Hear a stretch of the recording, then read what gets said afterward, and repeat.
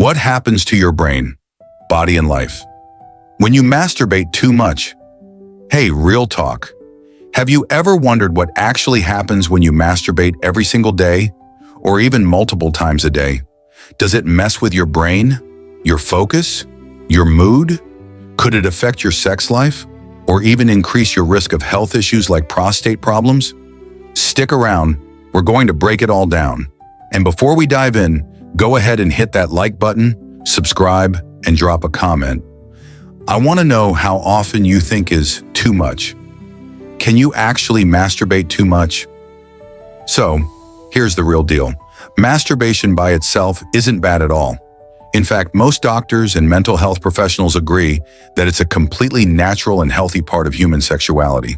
It helps relieve stress, improve sleep, release built-up sexual tension, and even promote better mood through the release of feel-good chemicals like dopamine and oxytocin.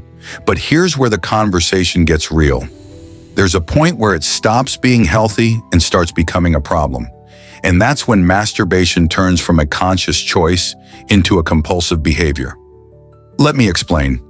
The danger doesn't lie in the act itself, but in how often and why you do it. There's a big difference between occasionally indulging and doing it excessively, especially when it becomes your main way to cope with boredom, stress, loneliness, or emotional pain. At that point, it's no longer just about pleasure, it becomes a form of escape, a way to numb yourself from what's really going on in your life. That's when masturbation starts acting more like a psychological crutch than a healthy outlet. And the science backs this up. When you overstimulate your brain with frequent orgasm, especially through pornography, you flood your brain with dopamine, the neurotransmitter responsible for pleasure, reward, and motivation. But here's the twist. When you keep spiking your dopamine levels repeatedly, your brain tries to protect itself by becoming less sensitive to it. This is called dopamine desensitization, and it's the same process that happens with addiction, whether it's to junk food, video games, or even drugs. In fact, neurobiologist Dr. Valerie Voon from the University of Cambridge has studied this extensively. Her research on hypersexual behavior, including compulsive masturbation, found that the brain scans of people with porn-induced sexual dysfunction look strikingly similar to those with substance addiction. The brain's reward centers literally light up in the same way. Over time, this leads to a kind of emotional flatlining, where things that used to bring you joy, like real intimacy, social connections, hobbies, just don't feel exciting anymore. You end up chasing bigger, more extreme stimuli just to feel something. Let me give you a real-life example to drive this home. There was a widely publicized case of a man who had been prescribed dopaminergic medication for Parkinson's disease, which, as you might guess, boosts dopamine levels. As a side effect, he developed compulsive sexual behavior to the point where he was masturbating 6 to 8 times a day, every single day. It got so bad that it interfered with his daily life, relationships, and even his job. And you know what? The behavior only stopped when the medication was discontinued. That case was published in a peer-reviewed journal, and it showed just how powerful and dangerous dopamine dysregulation can be. Another case involved a 22-year-old man who came into therapy because he couldn't feel aroused by real-life intimacy anymore. His brain had become so conditioned to artificial stimulation that regular sexual contact with his girlfriend felt dull. He had unknowingly trained his brain to respond only to high-speed, high-intensity pornographic content. This is called porn-induced erectile dysfunction, PIED, and it's becoming more common, especially in young men who start using porn during adolescence and combine it with frequent masturbation. So yes, masturbation in itself is not the enemy, but when it's done compulsively, excessively, or used to escape reality, it can absolutely go too far. It can impact your brain chemistry, your motivation, your relationships, your self-esteem, and even your ability to experience real joy. The key takeaway here isn't never do it. It's about awareness, balance, and understanding your intentions. When you start asking yourself why you do it and how often, that's when you begin to take control instead of letting the habit control you. What happens inside your brain? Let's talk brain stuff for a sec. Every time you masturbate, your brain releases this cocktail of feel-good chemicals: dopamine, oxytocin, endorphins. That's totally fine in moderation. But when you keep chasing that hit all the time, your brain adapts. It's like, okay, this again, no big deal. So you start feeling numb, less motivated, harder to concentrate, maybe even anxious or down. And here's the wild part. Brain scans of guys who watch a ton of porn, they show less activity in the part of your brain that helps with impulse control and focus. That's your prefrontal cortex, basically the CEO of your brain.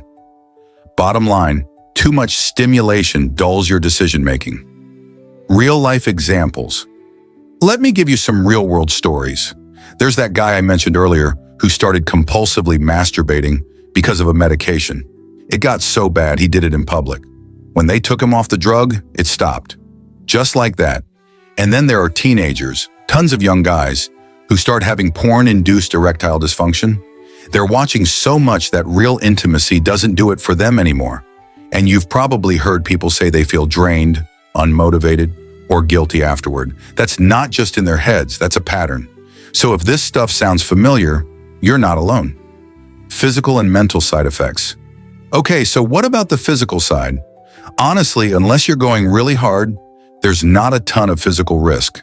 But if it becomes a daily or multiple times daily thing, you might feel tired, unfocused, or foggy.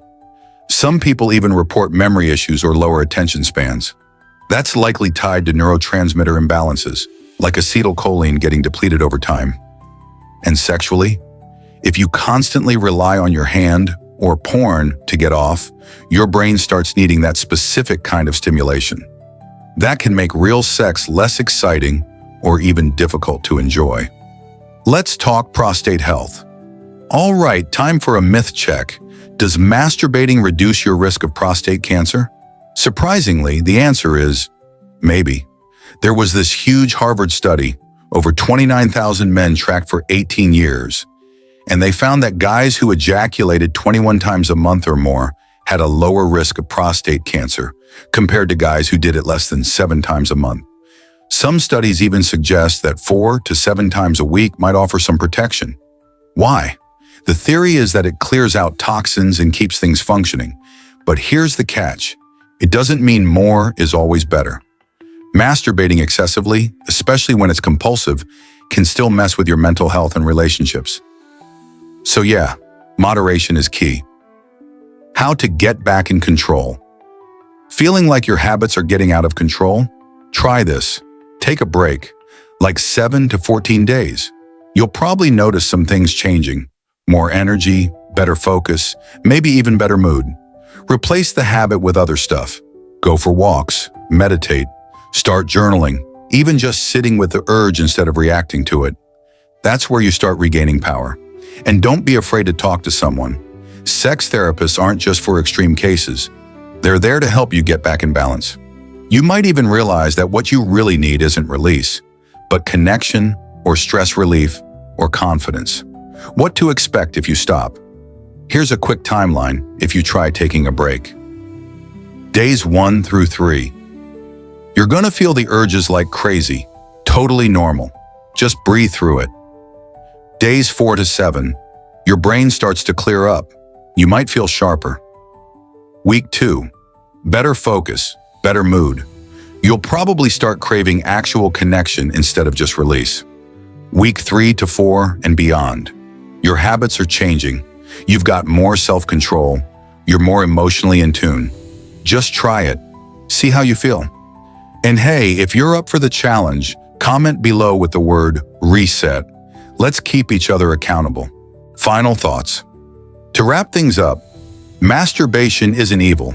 It's not dangerous, but doing it compulsively out of boredom, stress, or habit, it can take a toll on your brain, your mood, your sex life, and even your sense of self-control. The key is to do it mindfully, not mindlessly. Know why you're doing it. Be honest with yourself.